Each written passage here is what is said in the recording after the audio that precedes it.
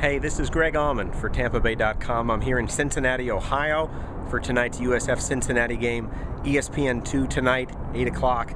The big question for Bulls fans is whether this is the week that USF's offense gets back on track. The last two games, no offensive touchdowns for the Bulls. That's the first time that's happened in their history. They've barely cleared 200 yards of total offense in losses to Syracuse and West Virginia. If there's a reason to think tonight is the night that things get back on track, it starts probably with the Cincinnati defense, which is last in the Big East in total defense, giving up 366 yards a game. A lot of quarterbacks have had big games against Cincinnati this year. Oklahoma's Landry Jones threw for 370. NC State's Russell Wilson threw for 333 and 3 touchdowns. Fresno State's quarterback threw for 4 touchdowns at the start of the season. So there's opportunities there for B.J. Daniels. They also are low on interceptions. They only have 2 interceptions all season. Only 2 schools in the country have fewer interceptions than that.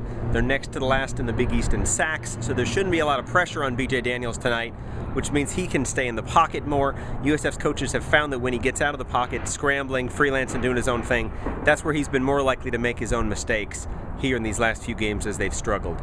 Another reason for optimism for USF's offense is the healthy return of sophomore running back Demetris Murray, who's been limited by an ankle injury the last 3 weeks. He'll be full go and should be ready to kind of be that 1-2 punch with Mo Plancher that you saw a little bit in September there before Murray was limited by that ankle injury.